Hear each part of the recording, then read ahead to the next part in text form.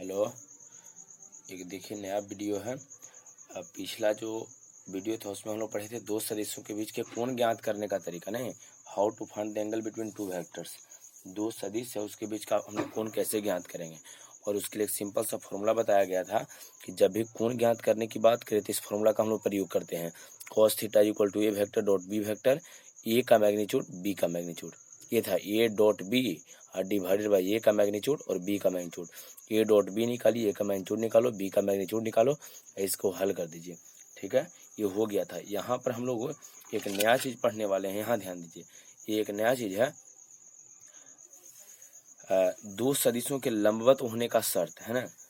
कब पहचाने कि दो गो सदिश एक दूसरे पर लंबवत है, तो दो सदिशों के लंबवत होने का शर्त क्या होता है जो, तो जैसे मान लीजिए कि एक ए वेक्टर है, दूसरा बी वेक्टर आपका दिया गया है और दोनों एक दूसरे पर लंबवत है, कहने का मतलब दोनों के बीच का कोण 90 डिग्री है ना, दोनों के बीच का कोण 90 डिग्री। अब पीछे के वीडियो में ही यहाँ बताया गया था कि जब भी दो सदिशों के बीच के कोण ज्ञात करने की बात हो या कोण दिया रहे तो हम लोग इस फॉर्मूला का प्रयोग करते हैं। यहाँ पर देखिए A dot B is equal to A का मैग्नीट्यूड बी का मैग्नीट्यूड और cos थीटा।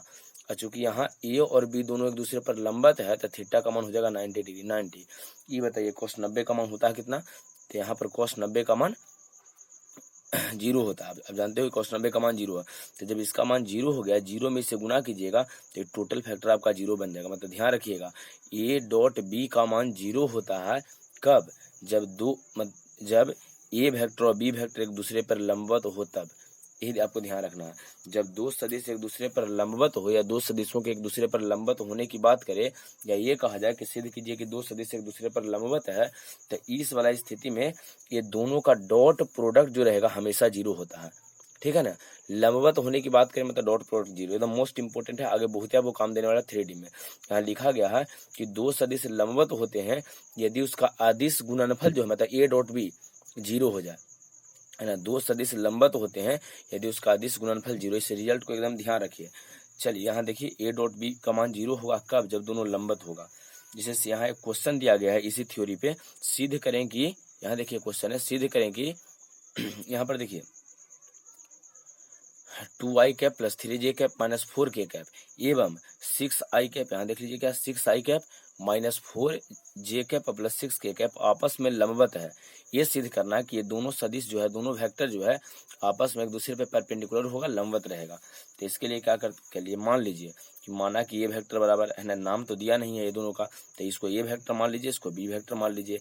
अब कहा है कि लंबवत है, तो लंबवत होने या ना होने की बात करता है तो हम लोग पहले डॉट प्रोडक्ट निकालते हैं। तो डॉट प्रोडक्ट निकाल के देखिए कैसे निकालेंगे, 6 दूना 12, 4 तिहाई 12 और 6 चौके 24 प्लस माइनस माइनस में, तब 12 गो 24 और 24 में से 24 घटाएंगे 0। बताइए डॉट प्रोडक्ट 0 आ गया है, तो डॉट प्रोडक्ट 0 इसका मतलब लंबवत। अभी पीछे आगे यहाँ थ्योरी बताया गया है यहाँ पर, है ना, कि दो सदिश लंबवत होते हैं यदि उसका डॉट प्रोडक्ट 0 हो। तो इसमें कहा गया है कि सिद्ध कीजिए कि लंबवत है, तो लंबवत सिद्ध करने के लिए दोनों का डॉट निकाल के देखे हैं। अगर डॉट का मान 0 आ गया इसका मतलब ये वेक्टर बी वेक्टर जो है आपस में लंबवत होगा। और जब भी कभी लंबवत होने की बात करें तो सिंपली उसका डॉट प्रोडक्ट आप निकाल दीजिए। ठीक है, यहाँ देखिए एक्सरसाइज 10.3 में एक क्वेश्चन नंबर है आपका 5 में क्या कहा गया है कि दर्शाएं कि दिया हुआ निम्नलिखित 3 सदिशों में से प्रत्येक मात्रक सदिश है। ये आपको है, ये 3 को आपको सदिश दिया गया है, ये दर्शाना है कि तीनों सदिश जो है आपका एक मात्रक सदिश रहेगा। तो मात्रक सदिश कहने का मतलब क्या होता है, यूनिट वेक्टर है ना, यूनिट। तो ये बताइए जो आपको आगे दिया गया है क्वेश्चन में, तीन सदिश दर्शाएं कि दिए हुए निम्नलिखित 3 सदिशों में से प्रत्येक मात्रक है, प्रत्येक यूनिट है, मतलब मैग्नीट्यूड निकालोगे तो 1 आवेगा। जी आपको सिद्ध करना है। इधर देखिए आपको दिया गया तीनों सदिश, यहाँ पर दिया गया आपका तीनों सदिश। यहाँ क्या दिया गया है देख लीजिए, O1/7 है, यहाँ 2i cap plus 3j cap 6k cap, दूसरा यहाँ पर ये दिया गया है, तीसरा आपको ये दिया गया है। और यह भी दर्शाएं कि ये सदिश परस्पर एक दूसरे पर लंबवत है, ये भी आपको दर्शाना है। तो ये बताइए, ये भी आपको दर्शाना है कि यहाँ लंबवत है। अब क्या कीजिएगा, तो सबसे पहले तो मात्रक सिद्ध करना है। तीन गो वेक्टर आपको दिया गया है, और जब 3 वेक्टर दिया है और उसमें मात्रक सिद्ध करना है तो पहले तीनों का कोई नाम नहीं है तो पहले इसका नामकरण कर लीजिए। मान लीजिए कि ए वेक्टर बराबर पहला, बी वेक्टर बराबर दूसरा, सी वेक्टर बराबर तीसरा। लिखे कैसे हैं तो थोड़ा सा देख लीजिए, यहाँ कॉमन किया था, है ना, यहाँ कॉमन में है 1/1/7 कॉमन है, तो जब 1/7 कॉमन है तो इसको कैसे लिखेंगे, इस 7 से मतलब भाग देना है तो सब में भाग देंगे, 2/7 आई कैप, 3/7 हो जाएगा जे कैप, 6/7 के कैप, वही लिखेंगे ये वेक्टर 2/7 3/7 6/7 2/7 3/7 6/7। ठीक है, बी वेक्टर लिखेंगे तो 3/7 हो जाएगा, देखिए यहाँ 3/7 माइनस में 6/7 हो जाएगा, अब प्लस में 2/7 आई कैप, जैसे आई कैप लिखेंगे जे कैप लिखेंगे के कैप लिखेंगे। उसी तरह से यहाँ देख लीजिए सी वेक्टर आपका लिखाएगा यहाँ से 6/7 2/7 माइनस 3/7 6/7 2/7 माइनस 3/7 के कैप, यहाँ पर ये लिखा गया है। यहाँ तक में तो कोई दिक्कत नहीं है। अब बताइए इसको देखिए, सबसे पहले तो इम्पोर्टेंट बात यह है कि यहाँ जो 3 को आपको वेक्टर दिया गया है, ये तीनों वेक्टर को आपको पहले ढंग से लिखना पड़ेगा है। जो तीनों वेक्टर है इसको ढंग से आपको लिखना पड़ेगा, डिवाइड करके लिखना पड़ेगा। देखिए यहाँ पर डिवाइड करके पहले लिख दिए हैं। सिद्ध करना है कि तीनों यूनिट है तो तीनों का मैग्नीट्यूड निकालना पड़ेगा आपको। देखिए एक का मैग्नीट्यूड निकाल देते हैं और रेस्ट दो का मैग्नीट्यूड आप खुद निकाल लीजिएगा। ठीक है, जैसे ए वेक्टर का मैग्नीट्यूड निकालते हैं हम लोग, ए वेक्टर का कितना है तो कहिए सर 2/7 है। तो अगर 2/7 है तो आप कैसे इसको निकालोगे, देखिए इसका स्क्वायर बताया थे, मैग्नीट्यूड जब निकालते हैं मोड निकालते हैं तो रूट देते हैं, रूट 2/7 का होल स्क्वायर जोड़ 3/7 का होल स्क्वायर और जोड़ 6/7 का होल स्क्वायर। यहाँ लिखे हैं 2 का स्क्वायर 4 7 का स्क्वायर 49 3 का स्क्वायर 9 7 का स्क्वायर 49 6 का स्क्वायर 36 7 का स्क्वायर 49, ये तो होता है स्क्वायर किए हैं। यहाँ से 49 से एलसीएम ले लेंगे तो 4 हो गया, यहाँ 9 हो जाएगा 36, तो 36 गो प्लस 4 गो 40 और 9 है ना, यहाँ पर 40 गो 9 गो 49 गो 49/49 कट के 1 आ जाएगा, रूट 1 का मान 1 होता है। तो ये बताइए ए वेक्टर का मैग्नीट्यूड कितना आया है तो कहोगे सर 1। तो ए वेक्टर का मैग्नीट्यूड 1 है, इसका मतलब हो गया आपका मात्रक सदिश यूनिट वेक्टर। उसी तरह से जब बी वेक्टर का मैग्नीट्यूड निकालोगे, आप जानते हो यहाँ से निकल जाएगा 3/7 है माइनस 6/7 है 2/7 है, सबका स्क्वायर करके इस तरह से निकाल लेना। सी वेक्टर का मैग्नीट्यूड यहाँ पर इस तरह से निकाल लेंगे सबका स्क्वायर करके, जब निकालिएगा तब बी वेक्टर का भी मैग्नीट्यूड 1 आएगा, सी वेक्टर का भी मैग्नीट्यूड 1 आएगा। तो जब ए वेक्टर का मैग्नीट्यूड 1 है, बी वेक्टर का मैग्नीट्यूड 1 है, सी वेक्टर का मैग्नीट्यूड 1 है, इसका मतलब ए वेक्टर बी वेक्टर और सी वेक्टर जो है आपका यूनिट वेक्टर हो जाएगा, है ना, मात्रक सदिश आपका बन गया। यहाँ पर ये क्लियर है, ये बात तो प्रूफ हुआ। अब कहा गया है कि ये भी आपको दर्शाना है, यहाँ देख लीजिए क्वेश्चन, यह भी दर्शाइए कि ये परस्पर एक दूसरे पर लंबवत है। मतलब परस्पर लंबवत होने का अर्थ क्या है, मतलब ए बी पर लंबवत होगा, बी सी पर लंबवत होगा, सी ए पर लंबवत होगा, ये आपको सिद्ध करना है। तो ये बताइए अगर ए बी पर लंबवत कब होगा, जब ए डॉट बी का मान 0 हो जाए। बी सी पर लंबवत कब होगा, जब बी डॉट सी का मान 0 हो जाए, है ना, ये है। और यहाँ बताइए सी ए पर लंबवत कब होगा, तो सी ए पर लंबवत होगा जब सी और ए का डॉट प्रोडक्ट 0 हो जाए। ये ध्यान आपको रखना है, मतलब आपको ए डॉट बी निकालना है, बी डॉट सी निकालना है, सी डॉट ए निकालना है। ठीक है, तो ए डॉट बी कैसे निकालोगे, तो ए डॉट बी निकालने के लिए याद है कि आई को आई वाला से गुना करते हैं, जे को जे वाला से, के को के वाला से। तो यहाँ पर देखिए निकालेंगे गुना कैसे इसको करेंगे, है ना। ए डॉट बी अब कैसे निकालिएगा, तो ए डॉट बी निकालने के लिए यहाँ देखिए लिखे हैं तीनों यहाँ पर निकाला गया है। जैसे ए डॉट बी निकालना है आपको, तो यहाँ देख लीजिए ए वाला है, बी ए वाला है, इसको यहाँ पर आप डॉट निकालिए कैसे, तो यहाँ देखिए आई को आई से, तो 9 ऊपर वाला को ऊपर से गुना करो, 3 दूना 6 और 7 7 49, तो 6/49 यहाँ देखो लिखे हैं 6/49 ए डॉट बी में। यहाँ देखिए 6 18 प्लस माइनस में, अब बटे 49 7 49, तो -18/49 लिख दिए हैं। चलिए अगला यहाँ देख लीजिए 6 दूना 12 और 7 7 49, तो यहाँ लिखे हैं 12/49। ठीक है, अब यहाँ देखिए 49 इसमें, तो 49 को एलसीएम ले लेना है, तो यहाँ आएगा 6 - 18 और प्लस 12, तो 12 गुआ 6 गुआ 18 में से 18 घटा लेंगे, 0/49 का मान 0। तो ए डॉट बी का जो मान यहाँ पर आया है 0 आया है, जब इसको हल किए हैं तो 0 आया है। इसका मतलब खुद इसको हल करके देखना है, 0 आया है, इसका मतलब ए बी पर लंबवत हो गया। उसी तरह से बी डॉट सी निकालिएगा, बी और सी इसका डॉट निकालेंगे। यहाँ देखिए 6 18/49 हो जाएगा, 6 दूना 12 माइनस में 12/49 हो जाएगा, 3 दूना 6 माइनस में, है ना, -6/49 हो जाएगा। यहाँ देख लीजिए ये लिखल है, इसको जब कैलकुलेट करो ये भी 0 आएगा। सी डॉट ए भी आपको निकालना है, यहाँ पर देख लीजिए सी डॉट ए भी निकालेंगे, और सी डॉट ए जब आप निकालिएगा तो सी को ए के साथ करना है आपको, सी को ए के साथ, है ना। यहाँ देखिए 2 है 6 है, तो 6 दूना 12/49, यहाँ देखिए 3 दूना 6/49, 6 18 माइनस में 18/49, तो इसको लिखा गया है, देखिए -18/49 सब लिखा गया है, इसको भी हल करो तो 0 आएगा। तो ए डॉट बी का मान 0 है, बी डॉट सी का मान 0 है, सी डॉट ए का मान 0 है। इसका मतलब ए बी पर लंब है, बी सी पे लंब है, सी ए पर लंब है। इसका मतलब ए बी सी जो है परस्पर एक दूसरे पर लंब हो जाएगा। ये लिखे हैं नीचे, देख लीजिए, ए बी सी परस्पर जो है एक दूसरे पर हो जाएगा आपका लंब। तो यहाँ तक कंप्लीट हो गया है। चलिए थोड़ा सा आगे बढ़ते हैं। यहाँ पर जो समझाना ये चाह रहे हैं कि दो वेक्टर लंबवत होता है तब जब उसका डॉट प्रोडक्ट हो जाए 0। ठीक है, दो वेक्टर लंबवत होता है यदि उसका डॉट प्रोडक्ट 0 हो जाए। चलिए लंबवत के बारे में तो हम लोग को हो गया। कुछ इंपॉर्टेंट प्रॉपर्टी है, इसको थोड़ा ध्यान रखना, इससे आगे के क्वेश्चन बनेगा आपका। कुछ प्रॉपर्टी है, तो प्रॉपर्टी में देखिए सबसे पहले क्या है ना, जो यहाँ पर है डॉट प्रोडक्ट का इसका प्रॉपर्टी लिखे हैं।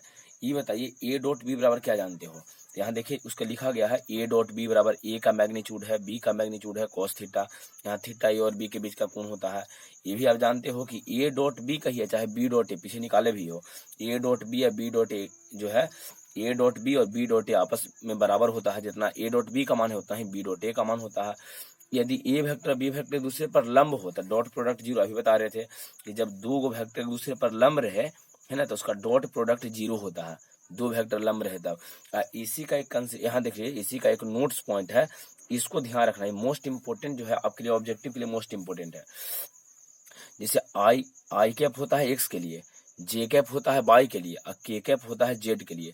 तो एक्स वाई जेड जो है सब आपस में लंबवत होता है, आप जानते हो। एक्स अक्ष है लंबवत होता है, वाई अक्ष और जेड अक्ष ऊपर की ओर होता है, सब लंबवत होता है। ये बताइए आई जे और के भी आपस में लंबवत है ना। एक्स वाई और जेड लंबवत होता है आपस में। एक्स की ओर होता है आई, वाई की ओर होता है जे और जेड की ओर होता है के। तो ये आई जे और के भी आपस में लंबवत है। तो जब लंबवत होता है तो उसका डॉट प्रोडक्ट अभी पढ़े होगे, जब दो वेक्टर लंबवत तो उसका डॉट प्रोडक्ट 0 है ना। दो वेक्टर एक दूसरे पर लंबवत हो तो उसका डॉट प्रोडक्ट होता है 0। तो यहाँ आई जे और के आपस में लंबवत है, इसका मतलब इस सबका डॉट प्रोडक्ट 0 रहेगा। ध्यान दीजिए, आई को जे के साथ, जे को के साथ, के को वाई के साथ, ये अलग अलग करके सबका डॉट निकालेगा तो इसका मान 0 हो जाएगा। अलग अलग करके डॉट निकालेगा तब। लेकिन अगर समान रहता, आई को आई से, जे को जे से, के को के से, तो इसका मान 1 होता है, वो आगे आपको मिलेगा। अभी ध्यान रखिएगा, अगर अलग अलग सब रहे, आई जे जे के है ना, आई के, ऐसा कुछ आपको मिल जाए, इसका डॉट प्रोडक्ट निकालोगे तो सब 0 हो जाएगा, काहे कि सब एक दूसरे पर लंबवत होता है। ये क्लियर हो गया है। चलिए अगर ये क्लियर हो गया, इसको ऑब्जेक्टिव में ध्यान ही रखना है। अब यहाँ देखिए क्या है, यहाँ अभी जो कह रहे थे कि जब समान रहेगा तो हम लोग क्या करेंगे। यहाँ देखिए, जब दो गो समान सदिश हो ए डॉट ए, तो दो समान सदिश का अदिश गुणनफल, मतलब इसको गुना करने का मतलब है कि उस वेक्टर का स्क्वायर करे हो। और किसी को 2 बार गुना करते हो मतलब उसका स्क्वायर है। तो यहाँ आपको ध्यान ही रखना है कि यहाँ जब गुना करते हैं मतलब इसका स्क्वायर है ना, ए डॉट ए मतलब ए का स्क्वायर हो जाएगा। और किसी वेक्टर का स्क्वायर का मतलब होता है कि उसके मैग्नीट्यूड का स्क्वायर। कोई भी वेक्टर दे देवल जाए, कहा जाए कि उसका स्क्वायर कीजिए, तो पहले उसका मैग्नीट्यूड निकाल लो और उसके बाद उसका स्क्वायर कर देना है। ठीक है, पहले उसका निकालना है मैग्नीट्यूड है, उसके बाद उसका स्क्वायर करना है। जैसे देखिए आई डॉट आई मतलब आई के मैग्नीट्यूड का स्क्वायर हो जाएगा। आई आपको बताया था कि यूनिट वेक्टर होता है, तो इसका मैग्नीट्यूड 1, आई का मैग्नीट्यूड 1 है, इसका स्क्वायर करें तो 1 आएगा। मतलब आई डॉट आई का मान 1 है, जे डॉट जे का भी मान 1 है, के डॉट के का भी मान 1 है। ये ध्यान रखना है, आई डॉट आई है इसका मान 1 होगा, जे डॉट जे है इसका मान 1 होगा, के डॉट के है इसका भी मान 1 होगा। यही आपको ध्यान रखना है। ठीक है ना, दो वेक्टर का डॉट प्रोडक्ट मतलब वेक्टर का स्क्वायर है, वेक्टर का स्क्वायर मतलब मैग्नीट्यूड का स्क्वायर। आई डॉट आई यहाँ पर किए हैं, तो जब आई डॉट आई किए हैं मतलब आई के देखिए ए डॉट ए मतलब ए के मैग्नीट्यूड का स्क्वायर है, तो उसी तरह से आई डॉट आई करेंगे तो आई के मैग्नीट्यूड का स्क्वायर हो जाएगा। आई का मैग्नीट्यूड होता है 1, काहे कि आई कैप, जे कैप और के कैप सब यूनिट वेक्टर है। पीछे बताए थे कि आई कैप, जे कैप और के कैप जो है यूनिट वेक्टर होता है, मात्रक सदिश होता है। तो आई कैप का मैग्नीट्यूड 1 और 1 का स्क्वायर करेंगे तो 1 आएगा। तो आई डॉट आई का मान 1, जे डॉट जे का मान 1, के डॉट के का मान, इसको याद रखना है। ध्यान, यहाँ 2 मोस्ट इंपोर्टेंट बात है। अगर अलग अलग करके डॉट निकालिएगा तो यहाँ देख लो 0 है, और सेम का डॉट निकालिएगा तो वैल्यू 1 आएगा। ये क्लियर है। चलिए इसके बाद देखिए क्या है, 5 और 6, यहाँ पर कुछ इंपोर्टेंट बात है जो अलजेब्रा में आप लोग पढ़े होंगे बीजगणित में। देखिए A vector plus B vector, A plus B और बीच में डॉट है ए माइनस बी, तो A plus B into A minus B क्या जानते हो, A square minus B square. यहाँ वेक्टर दिया A vector plus B vector और dot A vector minus B vector, तो है ना A square minus B square, A square कहने का मतलब क्या है, वेक्टर का स्क्वायर कहने का मतलब होता है उसके मैग्नीट्यूड का स्क्वायर। तो ए स्क्वायर नहीं लिखेंगे, ए के मैग्नीट्यूड का स्क्वायर माइनस बी के मैग्नीट्यूड का स्क्वायर, चूंकि वेक्टर है। ठीक है, यहाँ पर हम लोग ए स्क्वायर नहीं लिखते हैं, ए के मैग्नीट्यूड का स्क्वायर लिखते हैं, बी के मैग्नीट्यूड का स्क्वायर लिखते हैं, ये आपको ध्यान रखना है। यहाँ देखिए A vector plus B vector dot A vector minus B vector, तो A square minus B square, A square नहीं लिखेंगे, ए के जब भी स्क्वायर आएगा तो मैग्नीट्यूड का स्क्वायर लिखना है। पीछे भी बता रहे थे यहाँ पर कि कोई वेक्टर के स्क्वायर, यहाँ देखिए ए स्क्वायर, तो ए स्क्वायर मतलब कोई वेक्टर का स्क्वायर मतलब उसके मैग्नीट्यूड का स्क्वायर होता है। तो A square minus B square इसको लिखेंगे। यहाँ देखिए ए स्क्वायर माइनस बी स्क्वायर नहीं लिखना है, ए के मैग्नीट्यूड का स्क्वायर माइनस बी के मैग्नीट्यूड का स्क्वायर। अब आगे देखिए क्या है, यहाँ पर है क्या, ए वेक्टर प्लस बी वेक्टर का होल स्क्वायर है, A vector plus B vector का होल स्क्वायर। तो क्या जानते हो ए प्लस बी का होल स्क्वायर क्या जानते हैं, A square plus B square plus 2ab। तो सेम यहाँ पर लिखे हैं ए स्क्वायर, तो ए स्क्वायर नहीं मतलब ए के मैग्नीट्यूड का स्क्वायर, तो ए के मैग्नीट्यूड का स्क्वायर बी के मैग्नीट्यूड का स्क्वायर 2ab। यहाँ इंपॉर्टेंट बात यह है, यहाँ 2ab नहीं लिखाता है, ए डॉट बी, जब वेक्टर रहेगा तो ए डॉट बी लिखना है, ध्यान रखना है, 2ab नहीं 2a डॉट बी। उसी तरह से यहाँ देखिए यहाँ क्या है, A vector minus B vector का होल स्क्वायर है, देखिए यहाँ पर है ना, A vector minus B vector का होल स्क्वायर है, A vector minus B vector का same A square plus B square, square मतलब मैग्नीट्यूड का स्क्वायर, तो ए के मैग्नीट्यूड का स्क्वायर बी के मैग्नीट्यूड का स्क्वायर माइनस है तो माइनस 2ab नहीं लिखेंगे, ए डॉट बी लिखेंगे, यहाँ ई डॉट है आपका, ठीक है ना, ई डॉट है आपका, तो यहाँ लिखेंगे माइनस 2a डॉट बी। ये देखिए भी एक मोस्ट इंपोर्टेंट है, इसमें 2-3 क्वेश्चन है जो आपको पूछता है, A vector plus B vector plus C vector का होल स्क्वायर। तो क्या जानते हो, A plus B plus C का होल स्क्वायर, तो A square B square C square 2ab है ना, 2 into A B B C C, यही तो होता है। तो यहाँ जब वेक्टर दिया तो हम लोग क्या लिखेंगे, देखिए ए प्लस बी प्लस सी का होल स्क्वायर लिख रहे हैं, तो ए के मैग्नीट्यूड का स्क्वायर लिखना है, फिर प्लस में बी के मैग्नीट्यूड का स्क्वायर लिखना है, प्लस में सी के मैग्नीट्यूड का स्क्वायर, मतलब A square plus B square plus C A B जोड़ 2 इंटू ब्रैकेट देना है, 2 इंटू ब्रैकेट, फिर देखिए क्या लिखेंगे, ए बी नहीं लिखना है, A vector dot B vector लिखना है, डॉट बीच में A dot B dot C ये दोनों का, और सी डॉट ए ये दोनों का, है ना। फिर से A dot B dot C dot यही लिखे हैं, A vector dot B vector dot C vector dot A vector, बीच में डॉट है, इसको ध्यान रखना है, सही है। अब आइए इसको फॉर्मूला एकदम ध्यान रखिए, फॉर्मूला आगे बड़ी जरूरत पड़ने वाला है फॉर्मूला का। जैसे इसको इसे गुना करेंगे तो क्या आएगा, कोई फॉर्मूला नहीं है, गुना करेंगे, देखिए ए को ए से गुना करेंगे, इसको इसे डॉट करेंगे, तो डॉट करेंगे मतलब ये दोनों समान है तो इसका मैग्नीट्यूड का स्क्वायर हो जाएगा। ए को बी से तो ए डॉट बी लिखेंगे, यहाँ देखिए ए को सी से तो ए डॉट सी, या माइनस में है तो माइनस में दिए हैं। यहाँ देखो इसको गुना करेंगे, इसको इससे गुना करेंगे, क्या होगा, यहाँ 2 है तो 2 से ए में गुना नहीं करेंगे, 2 स्केलर है संख्या तो बाहर कर दो, 2 को बाहर किए, ए को बी से तो 2 बाहर हुआ, ए डॉट बी, यहाँ से -3 है तो -3 बाहर हुआ है, और ए को सी से, ए को बी से फिर ए को सी से, संख्या को बाहर रखना है आपको, क्लियर है ना। तो ये प्रॉपर्टी हो गया है टोटल, ये मोस्ट इंपोर्टेंट है, फॉर्मूला है, सब थोड़ा ध्यान रखना है। डायरेक्ट है ना, ए प्लस बी का होल स्क्वायर लिखते हैं तो ये नहीं लिखते हैं कि A square B square 2ab, 2a dot B, गुना जब भी आएगा तो सगरो देखिए यहाँ डॉट दिए हैं, यहाँ डॉट दिए हैं, जहां भी आया सगरो डॉट देते गए हैं, गुना आया जहां डॉट दिए हैं, तो जहां जहां गुना रहेगा सगरो डॉट दे देना है आपको, ठीक है ना। ये छठा कोई फॉर्मूला नहीं है, छठा एक रूल है, ये इसको ब्रैकेट तोड़ने वाला नियम है कि इसको इससे गुना करो, इसको इससे करो, इसको इससे करो, इसको इससे गुना कीजिए, इसको इससे गुना कीजिए, संख्या को बाहर कर देना है, संख्या को बाहर कर देना है। यहाँ संख्या था सब बाहर हो गया, बचा उसका डॉट हम लोग करते गए। चलिए क्लियर है, तो इसको है ना कंप्लीट कीजिए टोटल। अब यहाँ पर हम लोग को एक लास्ट चैप्टर 10.4 बच गया है, जिसका है ना वीडियो आगे डाल जाएगा, पर इतना आपको कंप्लीट करना, टोटल कॉपी में लिखते जाइए, कंप्लीट कीजिए इसको, ठीक है।